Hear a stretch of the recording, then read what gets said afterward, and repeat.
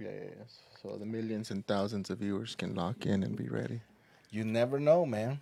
You never know who's We watching. we average about 500 to 600 views per podcast Holy That's pretty moly. good. within the first 7 days. So it's not too I bad. think that's pretty good. Should be good. In refereeing, they always say, give it your hardest because you never know who's watching. That's it. I would say give it your hardest always. Well, yeah, that's you because you have Not that just- instilled. But yeah. me, 20 years old as a referee. Oh yeah, savvy. you're a young referee. See, I might just be dispensing red cards constantly. Well, you were a referee. Yeah, but not soccer. I did baseball, basketball. Basketball was the most fun. That was fun. Lots of fun. What years?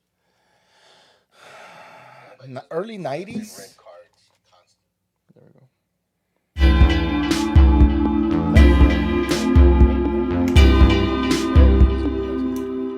Ain't like today, touching. Beep. Hey guys, welcome back to another episode of Living the Dream. Today we have an awesome show. We've been trying to get this gentleman in here for like 7 years, it feels like, and we finally made it. Finally made it. And then we have our co-host today, Will. It's going to be the co-host today. How's it going, guys? What's up, guys? Good. ¿Cómo está, tío? ¿Cómo está? So, quick story. So, Tío, a lot of people actually think you're my Tío. Yeah. You know? And they're like, are you Ray's Tío? And then they're like, why do you call him that if he's not your Tío? And I'm like, well, to me, the reason it started was when I started here. When we moved here, he would walk by. And at first, I was like, who's this guy? Why is this guy always walking by and looking in my windows? Like, who is this guy? And then he finally somehow, I don't know if you made it in or we talked outside.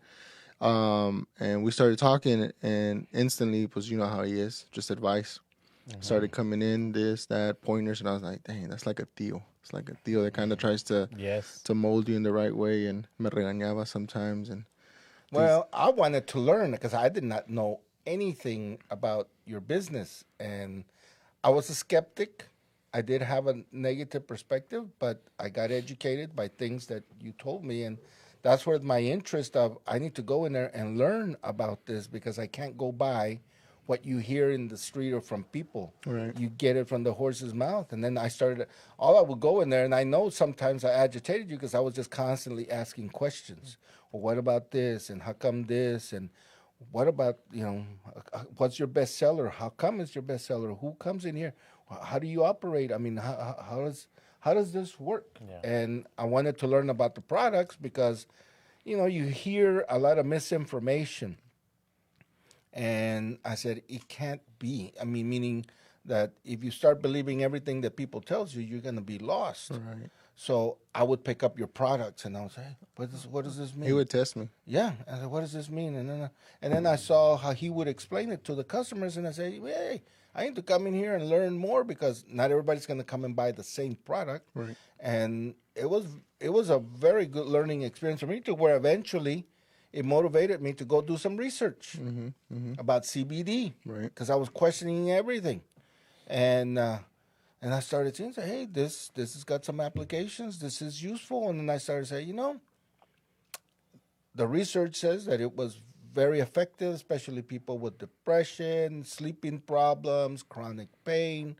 And I said, well, let's give it a shot. And I said, hey, can you give me samples so I can give to my patients and see if they're interested and see if it works? I wanted to see, I like science, and there's no better than trial and error. And I told them, I said, this is a free sample from the shop down the street here in the building, and I would say 9 times out of 10 they liked it, and then I think they would tell me that they would come and buy the product, especially the people that really had difficulty falling asleep and with chronic pain. The creams. The creams. Yeah, Yes, bananas, that I know. That kind of stuff. I stand behind that works. one. That stuff is good. Yes. I think so. Real quick, just so people understand. So, what is your title and what exactly? I am a licensed professional counselor. I'm a board-approved supervisor for the LPC board, and I'm also what they call an LOSTP, a licensed sex offender treatment provider, and I'm also a board-approved supervisor. Most of my work with that particular license is I work with victims of abuse, of sexual abuse. some perpetrators, most of them are juveniles. Okay. And how long you been doing that now? Let's see, 98, 97, Okay, so okay. about 28 years. 28 years. A long time. Long. And it went by fast. Quick. So we talked about that earlier before the podcast, that it's Living the Dream is the name of the podcast, right? And you're saying, we talked about it real quick, that I was thinking you're like about to even live the dream bigger. But you said living the dream was the whole ride. The whole ride. If you start thinking about things, I don't care what kind of line of work you do, the process in itself is the dream, in that you don't know each day what's going to happen. It was very nerve-wracking for me when I launched on my own, and I used to get astounded by I would always say, "Oh, this has got to be the worst situation I've ever heard in my life." And Lord and behold, a person walks in, they're seeking help, and they had a worse situation than the previous person, and you say, where does it end? And it doesn't end, because there's, each person is their own person and has lived their life accordingly. And this is where you also learn so many things, that it gives you perspective. If you think you have a big problem in your life, and then somebody comes in and they share their problems with you, and it gives you a perspective. They say, what I think is the size of a building is actually minuscule. Right. And then at the end of the day, you feel just very different, because I say, I got it pretty darn good in comparison to some people that I deal with, or that you see what they're going through. Right. So in career, again, especially if you like what you do, which that should be the goal for everybody,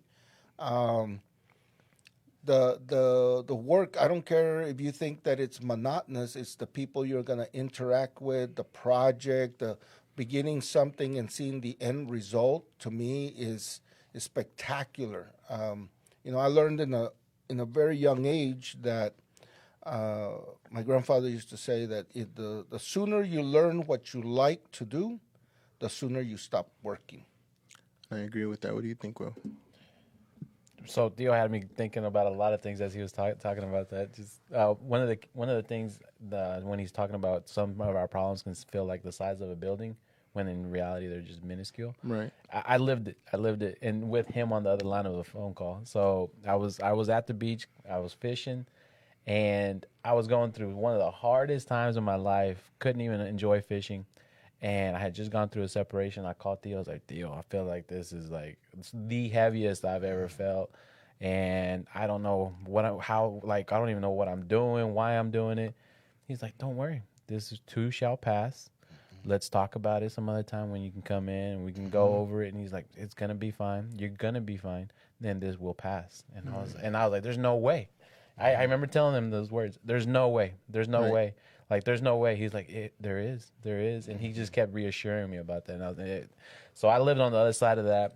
So my problems in reality were huge at that moment. But in all reality, they're small. And now that you think about them, they don't seem. Oh, yeah. Now now on the other side of it, we're like, right. Now you're able to take things that maybe could be at that same scale a lot easier.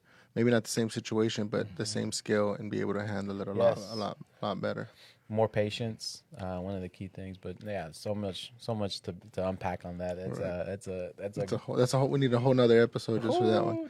So Theo, so you started. So you were young. You started. You decided you were going to go down this career path. You went through school. Did you try different jobs, before you got to wanting to go down this line of work, or how'd you get here? Like, well, growing up, I did many things. Everything from a pin boy at a bowling alley to working with government agencies. But everywhere I went, I liked it at the beginning. I liked the work itself, but then I started to deal with the human part, meaning the politics, the inner office politics, the nepotism, all the things that really bothered me that I could not I felt that I was not blossoming. I was not fully comfortable. And I kept moving from agency to agency, different levels, from the state, city, county, federal government. And I said, maybe this is an indication I need to find some little niche where I get to manage things. And I became very frustrated with the county agency I was working with at the time. And I said, that's it. I'm leaving. I wasn't sure what I was going to do, but there was a retired air traffic controller that told me, he said, okay, in 4 years, you're going to be this age. Do you want to be 4 years right where you're at now, or you want to be 4 years and another piece of paper on the wall that says you can do something better than the average person, but you're going to be 4 years older? I like that. At that instant, I said, that's it. That's it. I had not even applied to graduate school. I hadn't done anything, but I turned in a letter of resignation. Mind you, in hindsight, it was not a bright idea. It felt good, right? Because you got to have a plan. I ended up withdrawing my retirement, which cost me 50% of my retirement with the state. 50%. 50%. Yeah, if you withdraw your retirement with the state prematurely, you're going to lose 50%. I did that once, and it just cost me 20%. Oh, well. Times have changed. Yeah. But also the amount of money. Yeah.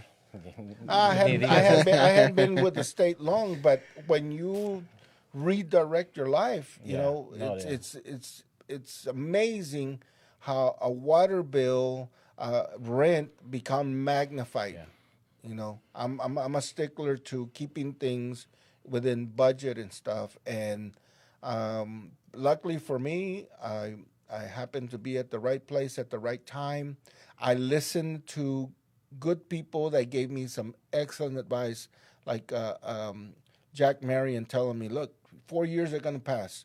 Either you make it to where you get to be where you want to be, or you're just going to sit here and just become part of the system. So this is something we probably all share in common, because we've probably been faced with that, and it's that one thing that makes you think, am I really going to make it? And we just take that leap of faith. Right. And so, because you're saying, like, in hindsight, it wasn't the smartest thing to do.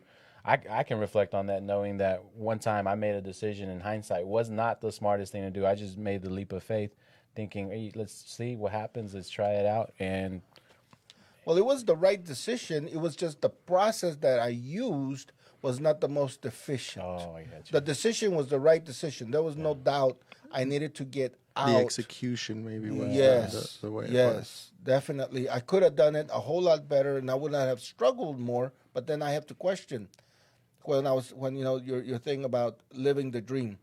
The dream is gonna cost you sacrifices, hardships, but that's what shapes you, and that's what gives you that sense of satisfaction that nothing can supplement. Yeah. That's what you were missing there. You were missing the satisfaction. That satisfaction. I enjoyed every job that I had in the government. I enjoyed the work. And I bet you were good at it too. And I had ideas of how to make it better.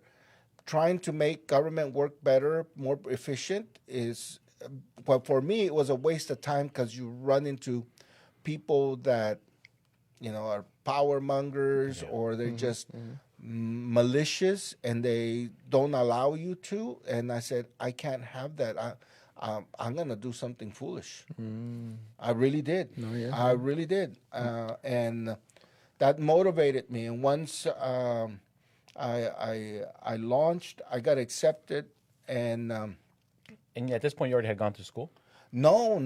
I hadn't even applied to graduate school, and I applied in my first year of trying to get into graduate school. I must have applied like 60 schools. So at this point, you do already have a degree, though. Yeah, I had my bachelor's degree, bachelor's but that degree. doesn't get you very much, especially in the private sector. It's not going to get you very far.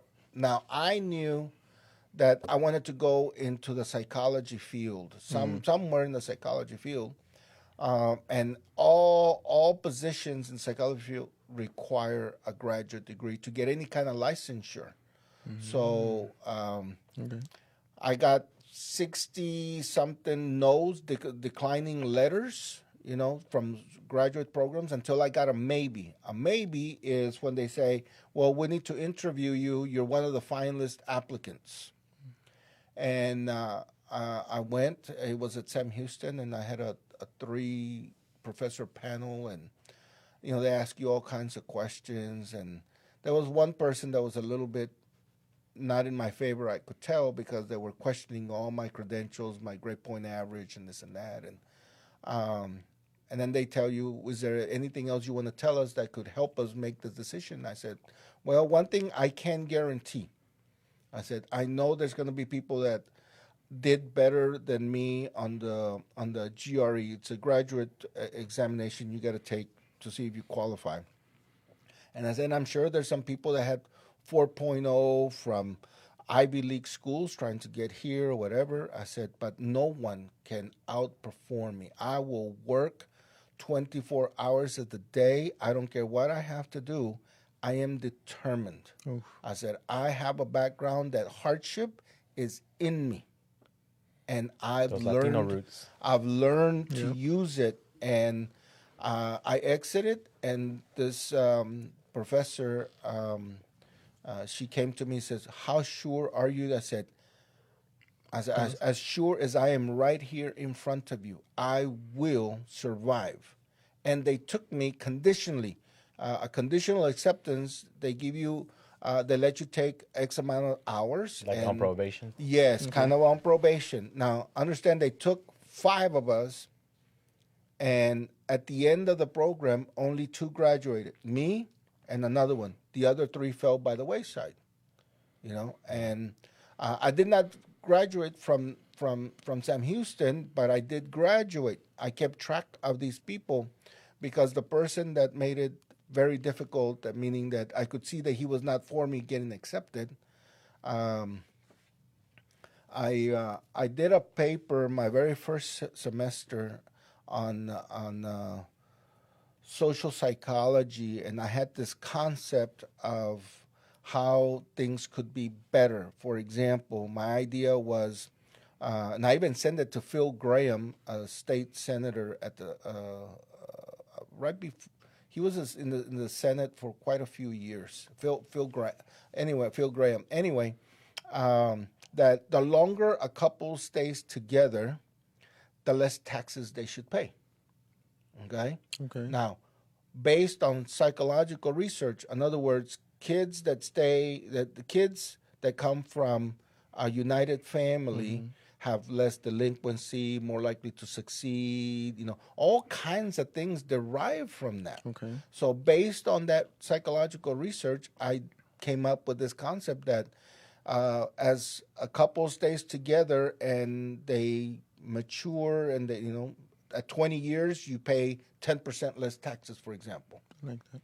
So by the time you get to 25 years, you're paying only 25% of taxes. How come? Because you're not having to consume government resources to manage your household. And that reinforces, being law-abiding, being a productive member of society, giving back to the community, all those kinds of things that I haven't done the literature review in a long time, but I would estimate 20% of the population.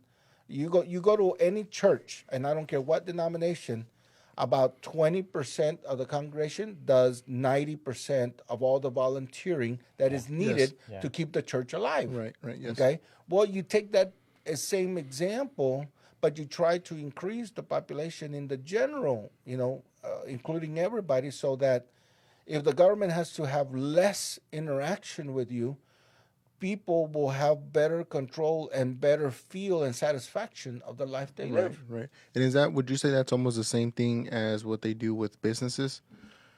Where when you're a business, you employ people, you get those tax breaks or you get those benefits because those are people that the state doesn't have to be responsible for as far as paying unemployment and all these other things that people would get if they weren't employed or in the middle of in between jobs. See how that's compared. Correct. Well, right now. Did you ever get a response from Senator Graham?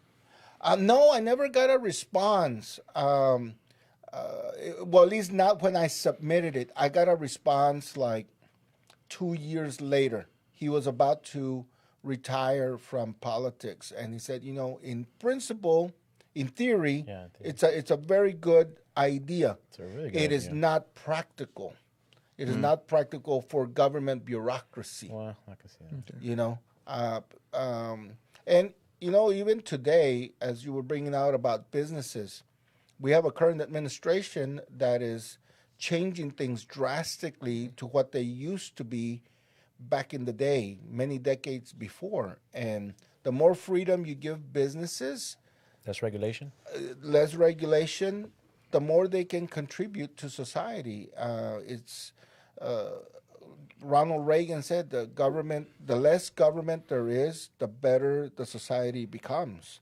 And I've read somewhere where President Trump's most favorite president was Ronald Reagan, and he's to me should be in Mount Rushmore with everybody else because that man did Who, Trump? so much. Trump. No. I'm talking about Ronald Oh. Reagan.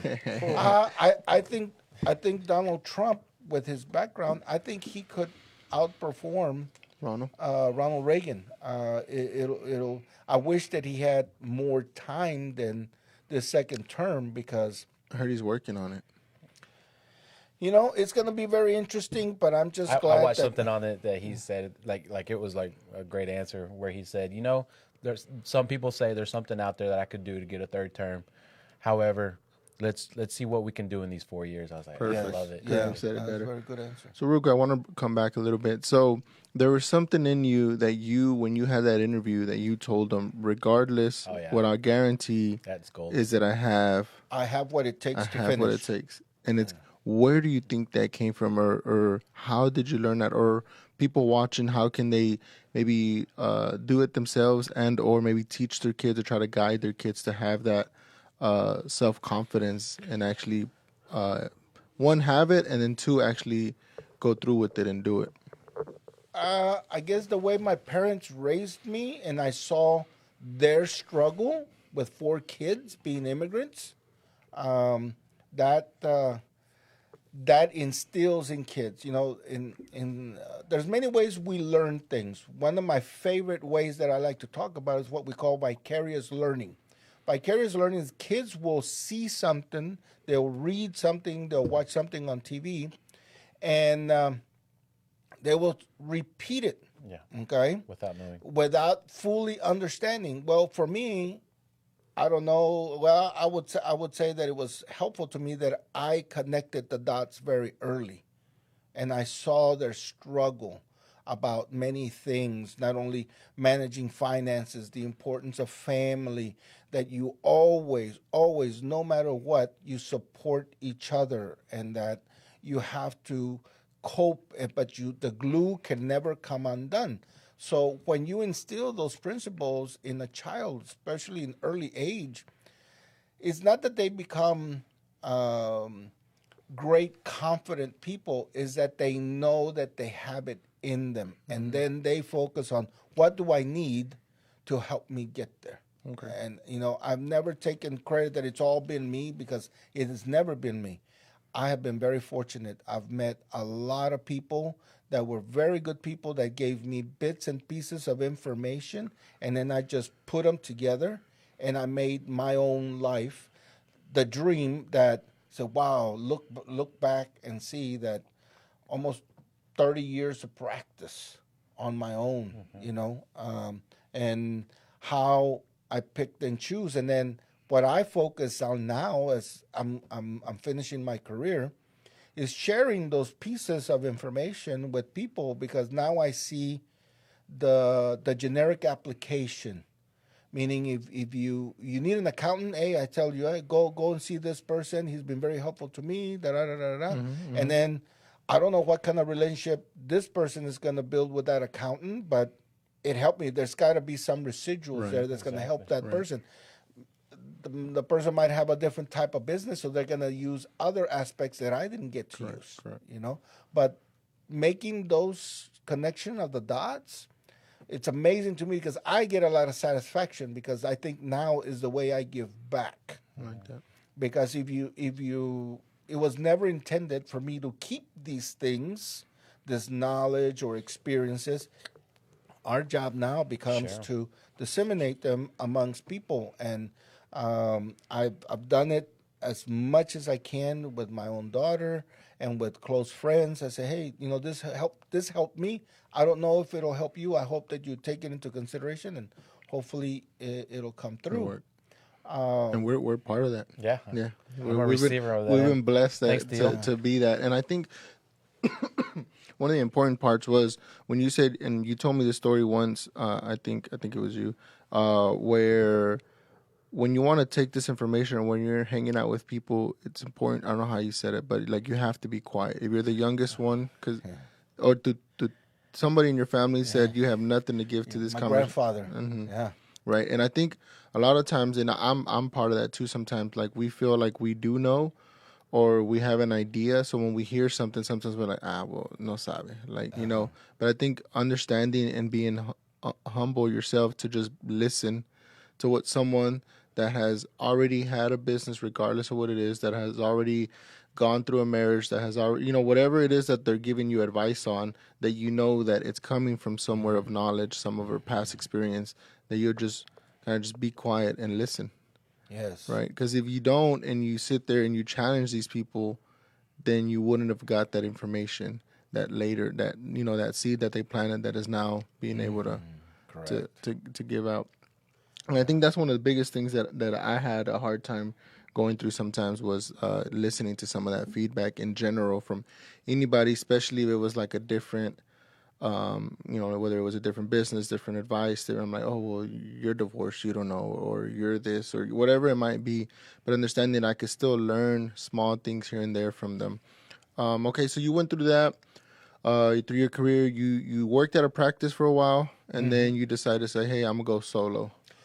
Yeah, I worked with a group of clinicians, and at first, I guess I was learning every day, everything from doing what we call psychometric work, doing testing, running IQ tests, achievement tests, all kinds of tests. That I actually was a psychometrist. That was my official title for many of years.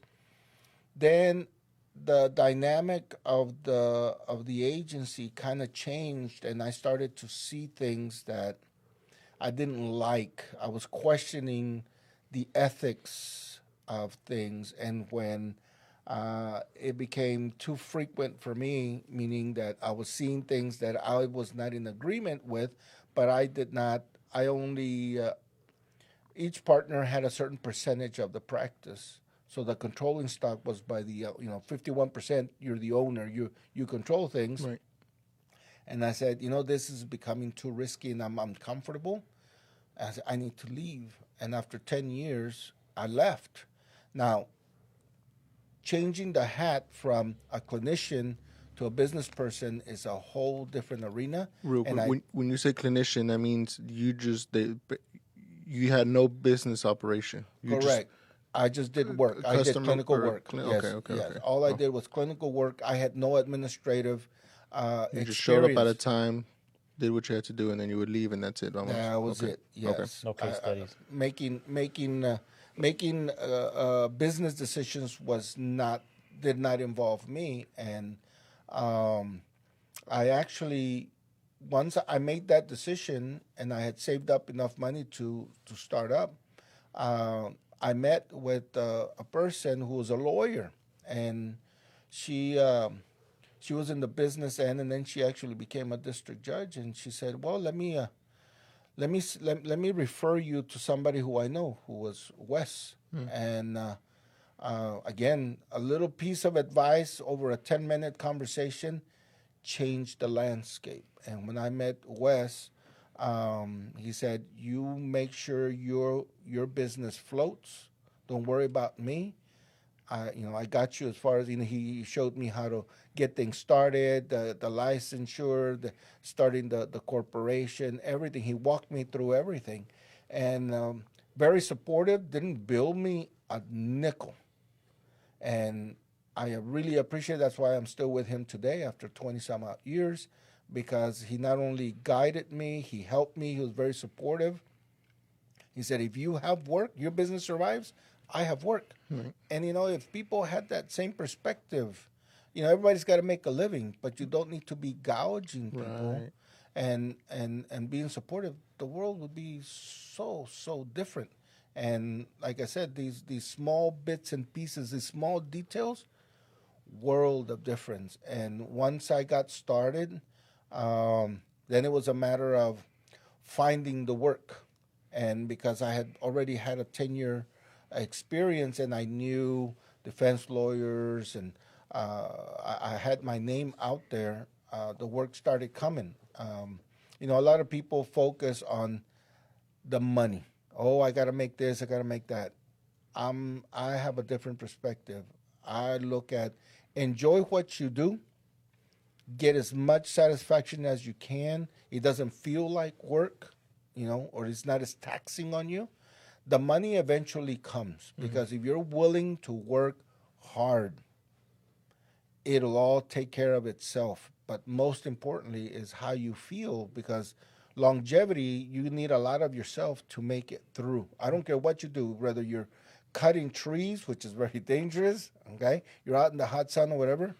If you make sure that your customers are satisfied, the work will keep coming, because one satisfied customer is going to tell 5 or 6 other ones about you, their experience. If one of every those satisfied customers gets you another customer, your business will grow exponentially. Yeah. Let me ask you this. So during this time when you're starting off, you earlier said you're particular on a budget, but you still had the basics down, right? You still had a nice little budget. Yeah.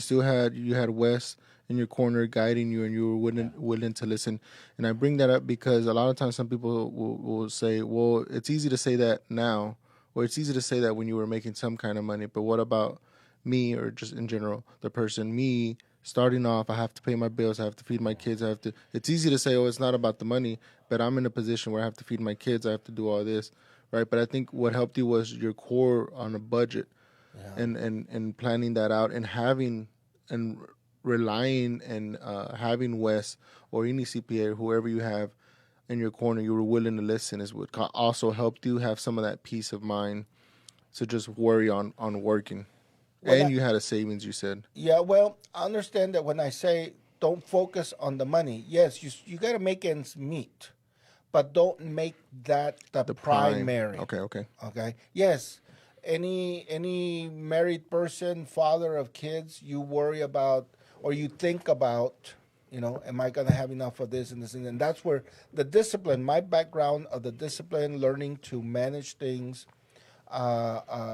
budgeting things. I'm gonna use this story. I used to work for a jewelry manufacturer, and I had to go to several businesses to pick up repairs and do all kinds of things. One of the businesses was a coin shop. It was called Treasure Hills Gold and Silver Exchange. The owner was Juan Gonzalez. I love that he always remembers these names and these people and where it's at. And it's like, all right, sorry, yeah. Well, again, those are things that they made a difference. I went into his shop one day and I saw him buying silver coins, and I loved coins ever since I was a kid. Anyway, and I said, "Hey, Juan, what is this?" And then he says, "You know what, Agustin, you're a youngster. It says, I don't care if you buy them from me or who you buy them from.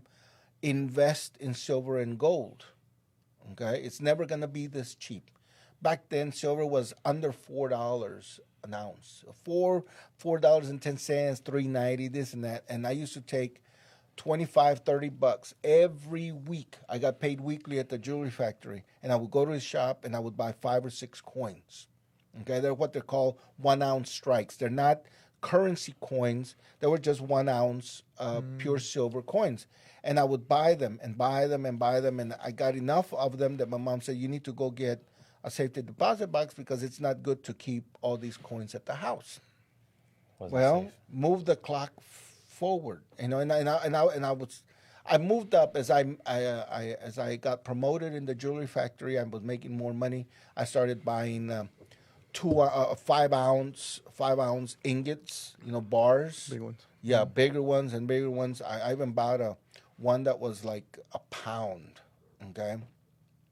and I would just store them. I would just hang on to them. Well, that became the foundation of my daughter's college fund, because when gold and silver had the big boom where silver got up into the upper mid 40s an ounce, that was huge. Multiplied it by 10. Yes, yes. Easy. Yeah. Now, mind you, I worked at the jewelry factory 1982. So by 86, I was pretty much done buying from Juan Gonzalez every single week. 4 years. Now, it was a pain in the neck in the sense that no matter where I went, I had to take all these coins and go find a local bank, get a safety deposit box. And on average, you paid about $20 a year for, but when I cashed them all out, You would rent like a dump trailer and haul it over there. oh come on! I wish. I wish. Back in the pickup. No, you walk around with They're like, "Hey, Agustin otra vez." Yeah. He would have got mobbed. That became part of the base of my daughter's college fund. That I said it's time to cash them. Now, gold and silver still kept climbing, but I didn't care because I paid $4. I think the most I ever paid for a coin was close to $5 a coin, but I ended up selling them for 10 times almost. at least. So I was trying to do the math. Let's say he was doing $500 a year for the 4 years. That's $2,000, right? Multiply by 10, that's 20 grand. Yeah, That was the foundation of the college fund. And it just started with one advice that someone gave you, and one nugget. one nugget that you got. And I think, some of the things that we've talked about, that I've talked about with you, have also like helped me. And I think at that time, and a lot of people might be in the situation that like, okay, I'll do it in about 3 years. Right now, I can't. I'll do it in about 5 years. And it's like there's no time then to do it now. Even if it's like he told you, even if you just buy one or two right now from I like that he's like, even if it's not for me, like I'm not trying to tell you this to sell you something. I'm trying to tell you to benefit you, to help you. So we started that, and then that's how I got the kids 529 situated. And then part of me at the beginning was like, well, I'm barely starting in business. In about 3 years, I'm going to be killing it. So in 3 years, I'll be depositing more, right? Yeah. And then I was like, nah, in 3 years, I mean, we've been successful, thank God. But, whereas like I should have been depositing, I just think like when he told me 2 years ago, I should have been putting a little bit more than I was. So that would have been a lot more advanced. And I think during that, you're starting your business. You got all the business overhead that's coming in with it. You're starting to learn what to do with it, and then you're still keeping that target where you have to keep your 529. You're saving. You're still doing all this, regardless of the amount of money that's coming in or not coming in. And I like that, because I think a lot of times, even I did that right when I was starting the shop. I was like, I don't need to get a 401k on my own right now. I don't need to get an IRA because I'm starting a business. In about 10 years, I'll just retire myself. I'll have $1 million somewhere stored away, right? And 5 years into it, I'm like, okay, we're doing good. We're doing good. We're taking care of the bills, but I'm no longer closer to a bigger retirement than I was 5 years ago. Correct. And I would attribute the discipline because the way our parents raised us. My parents were very driven to discipline and keeping things within the confines of the way you're living. And the discipline, you go and work out every single day. It is rare where I've never heard of you discontinuing your workouts for a week or a month. You're very disciplined when it comes to that. I'll even say this because I've heard, like when you started doing the cold plunges and this and that, you try new things to even improve. That's the same discipline that you need to look into finances. That I don't care if it's $50 that you're putting there a month for your children, you put it in there. When I had these bits and pieces of knowledge, wisdom, if you want to call them that. I'm the type of person that I do it immediately. The week that my daughter was born, I was at Marla Sherrod's office opening up a 529 and said, this is all I have. I gave her all the cash I had, and I wrote her a check. Here's 100,000. Yeah, You know, you know, I Monday. wish. Sorry. I wish. No, his coins, right? Yeah, Okay. his coins. And to show He you, came with this tubby. Here you go. hey, bring it in. Yeah, unload it. No, I'm gonna connect it to today, because I started that then. I just learned this year from Marla, great investment woman. Marla Sherrod, by the way, that's her name. Anyway, I talked to her and she said, "Hey, Blanca's not gonna end up spending all the money in the 529. And did you know that you are allowed to take $7,000 out and start a Roth IRA for her?" And I said, "Let's do it. Let's do it." I said, "Send me the papers right now. Let's do it." So we're going to start drawing out $7,000 per year into the Roth IRA for her. So I'm already starting something for her retirement. Could you retrospect it for 2024? No. Too late. No. But Yeah, these are the residuals. I had no idea that you could do that, because I had already been thinking. I've been very fortunate. My daughter has done well. She's picked up scholarships. She's picked up a whole lot of things that now we know Smart cookie. she's not going to end up spending everything. So what do we do so that we get the maximum of what was done? And I said, from here until it runs out, $7,000 a year she can put into yes. Just transferring. And that's double bonus now. Yeah. Right. I got her started, and I'm giving her a cushion for when she's my age. I like that. And I'll be long gone, and I have a higher level of satisfaction. Right. And it's just one thing that you started doing and you just stuck to it. I like that. And I think part of that is, when I talk to people a lot of times, is as you were growing and going through all this, you were listening to this advice and you were acting on it. I think that's the biggest thing, because I think everybody gets advice, and most of us in general would just be like, "Oh, okay, cool. I'm gonna put it right here, and I'll pull it out later." I'm too busy to do it. Yeah, right now. but thank you, but I'm gonna do it later. But it's like you said, acting on it now, because that's able to. Dang, Okay, I should listen to him. I am sure sometimes you get up, you wake up at your usual time, whatever time that is, and a part of you says, "No, you're not going to go work out. Don't go work out."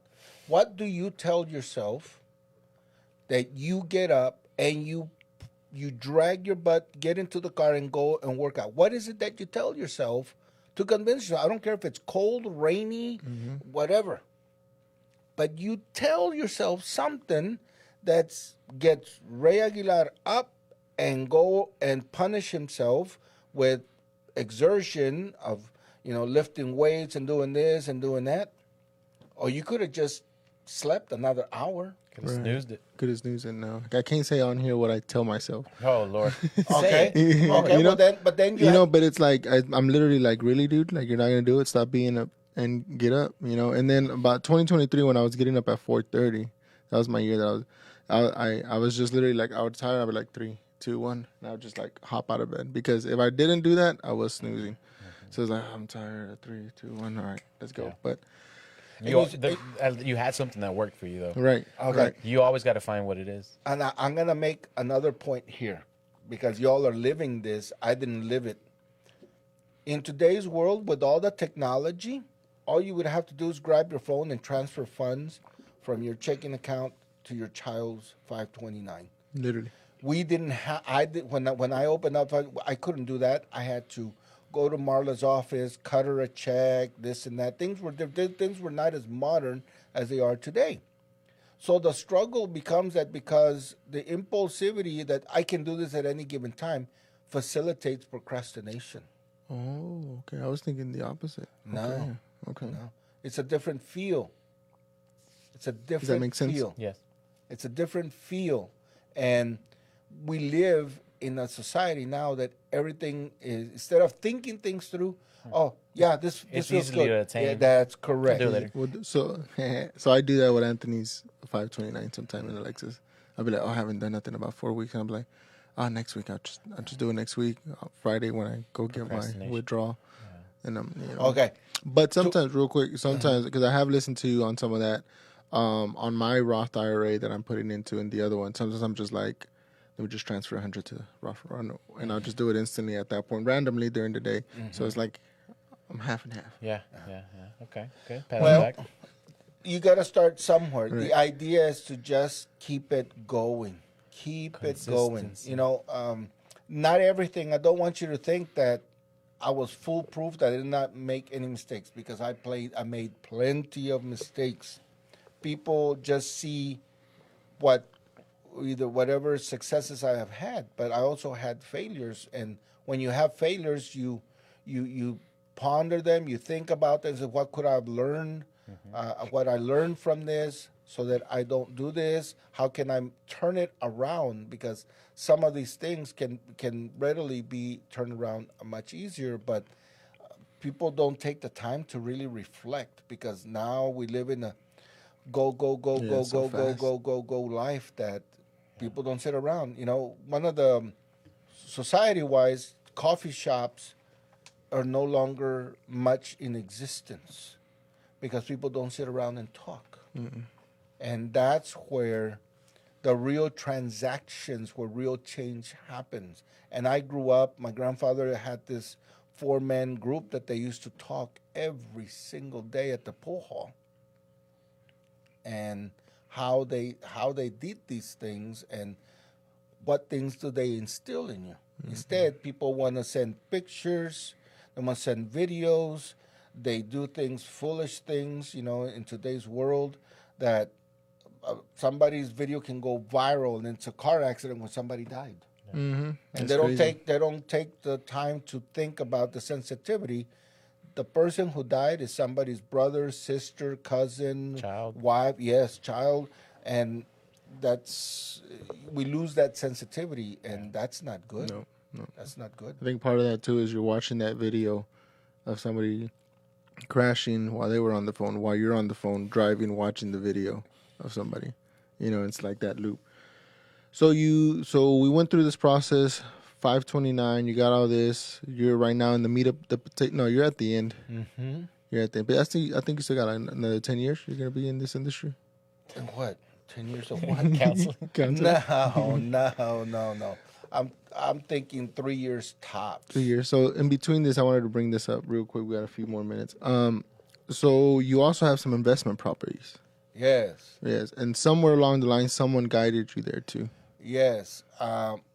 I can attribute that to several people. One of them was actually a retired firefighter, and he said, "You know, you're young, you're doing well. Do something. Consider doing projects that can yield." And from that, I learned from another person about the properties that every county has. These property sales once a month, and they have this designated. Yes, and they post. You can go look at the property. Sometimes it's just an empty lot. Sometimes it's a home. But there are rules, restrictions, and they vary from county to county. But I was very fortunate. I got some assistance. I got some guidance. Having people that know, because these homes that if you do buy them, they're not in perfect condition. You're going to have to invest money into them and get them to the level so that some people can move in. So you got to have a little bit of capital, a little bit of knowledge, somebody that can do the work reasonably and do it right. Okay, I can tell you this because I just went through a remodeling of my whole house. Getting good quality construction work is difficult to find. Very difficult to find. But when you find somebody and they're good, you have to pay them well. Right. People, you want to be a penny pincher, but you have to. There's one thing that I really pride myself is that people that are craftsmen, skilled workers, I can appreciate a good plumber, an electrician, a carpenter, a framer, somebody who does concrete, and they take pride in getting good work done because they get satisfaction out of it. I don't mind paying a premium price for that because it was done right. And when you talk to these people, you'd be surprised how much you have in common with them. You'd be surprised how down to earth, simple minded. And when you start asking questions, oh, where did you learn this? You start It's seeing the kind of- similarities. right. Yes. And that's when I really enjoy talking to these people, because that's the fiber, that's the cloth. They say, oh, it's the same thing, it's just a different color, you know. Right. Same thing, and to me it's very, very interesting, and that's how I remember, because at one time I stayed there at Juan Gonzalez's coin shop and said, hey Juan, how come he says, how do you think I got here? My grandfather, he told me this, and I liked it, and look at now, I have a very successful gold and silver exchange. The Treasure Hills Gold and Silver. He bought and sold jewelry, coins, bullion. I mean, he bullion? shared that knowledge with me. Bouillon was like But boudin. no. Those are the Boudin. gold and silver bars. Okay. Called bullion. Oh, okay. Learn something new. Okay, cool. So you started investing in. So your first property, I'm sorry to cut you off. Go ahead. Your first property was off of a tax resale? The house that I live in now. That was the your first first- one. The first one.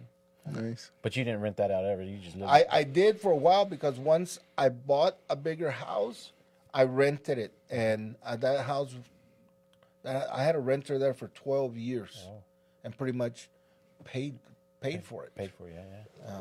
So I like that everything stays constant, where you're still saving, and at the time that you're looking at these houses, you have some capital saved up, you have some money there, and it's easy to just be like, well, let me just go on a vacation and blow it, or let me keep it in the savings and just, go in a certain thing like that, and not go to certain games, certain concerts, and just start blowing money everywhere or anything like that. It's like you can enjoy life and you can still save and put some to the side for future investments and properties, especially when big checks come or certain things like that, or you have a good year.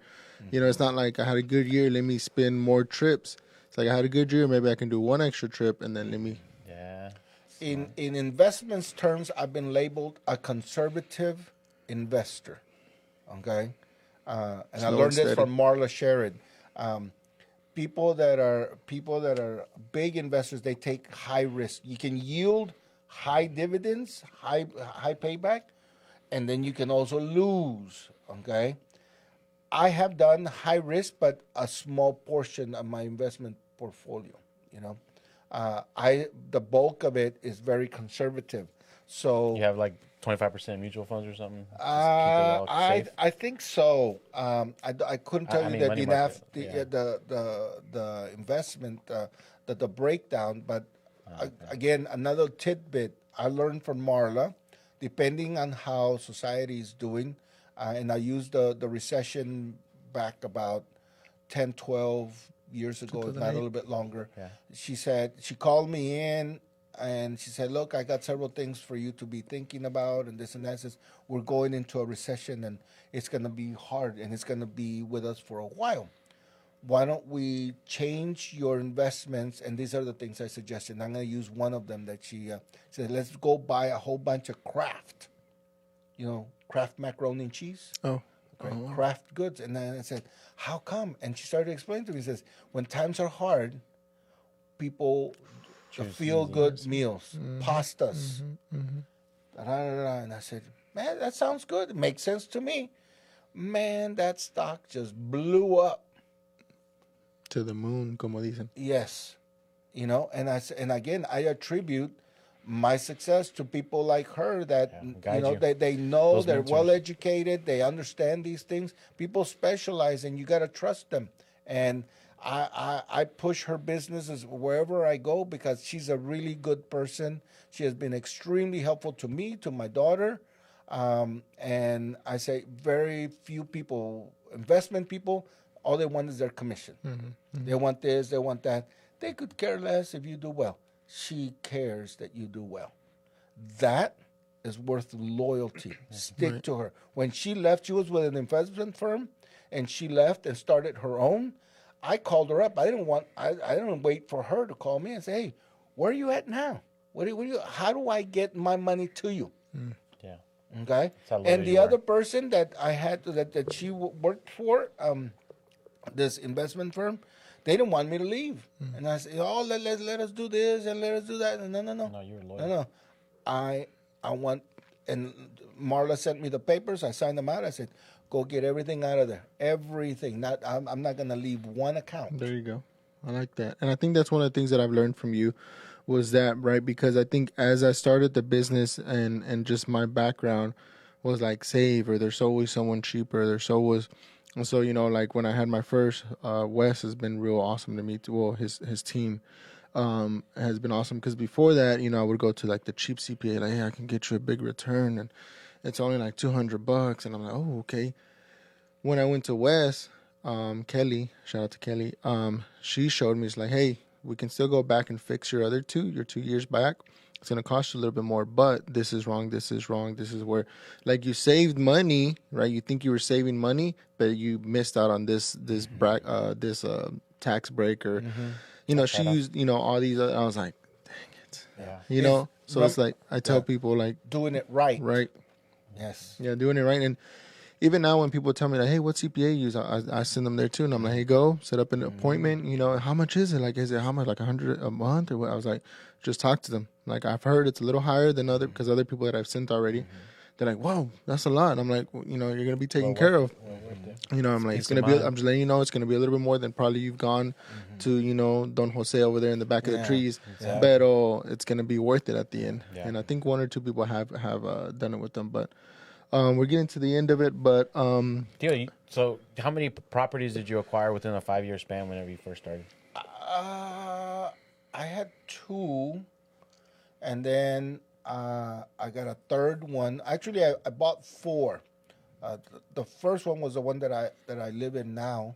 The other 3, it took me some time because, again, you know, it sounds simple, but I'm a very cautious person.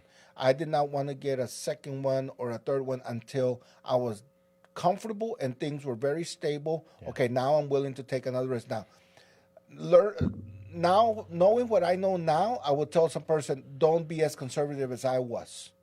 As soon as you got this and you got your resources and you got your capital, launch, because now I know what things to look for. One of the biggest things that I struggled with for a long time was finding somebody, because there's always repairs need to be done on a rental property. If you get a good handyman construction that does good work, okay, you want to hang on to that person at all costs. At all costs. Pay them well. Yes. Yeah. Treat them well. Respect them. Okay. I'll use this as an example. I would take the rent money, and I had a savings account for maintenance, for future upgrades. Like, you're gonna have to re-roof a house, whether you like it or not. You're gonna have to replace the AC unit, whether you like it or not. You're gonna have to paint the house, whether you like it or not. Right. Don't take the rental property, like you said, and go on a vacation to Italy, and then you come back and you got yourself an issue. Right, like the water burst all over your house. Yeah, you don't want, you know, so you have to be prepared for these things and learn the discipline that it takes. And then once you get it going, then I felt ready for a second one. And then again, the other thing is who you rent the houses to. You have to be very careful. And today's world is very, very different than when I got started. Yeah. Very, very different. All right. Yeah, it is different, but as a rental property owner, I know that it's doable. It is doable. Oh, yeah. So don't, like, people doable. feel intimidated by that. Don't. You'll find someone. You just got to go through a very thorough process. I think the last thing too is YouTube, and you can learn. There's people out there willing to teach you. You just listen. Or talk to people. Like network. If we would just network and socialize more, if we would go to a coffee shop and just hang out with people, you're gonna meet people that are gonna guide you, or that'll give you a nugget to be able to use in your future life. That's one way to do it. Having good friends, having good conversation with those friends, conversations that benefit you. Don't just call a friend just to shoot the crap, basically. Right. And no, let's talk about little things that that can help each other in day-to-day life. People now, all they want to do is talk about other people's dirty nonsense, and criticize them. No, help each other. Yeah. Right. Help each other. Everybody's got to make a living, okay? But if you help each other and get the satisfaction that you did the job right, you come out so far ahead. Yo, I think we could talk for like another hour. You got another hour with you? No, I don't. All right, we can We go gotta bring days, him, we gotta, but we gotta bring all him right, back. guys. Well, thanks so much, everybody, for watching and tuning in. We got to bring him back because we gonna learn a lot from Theo, I have a lot of aka questions still. Agustin. Theo, can anybody come out and if they're looking for you, where can they find you, or is there certain? They can find me at 812 West Dallas, Suite 150. The number is 936-788-1211. Sounds good, Theo. Thank you so much for being here, Will. Thanks for being here.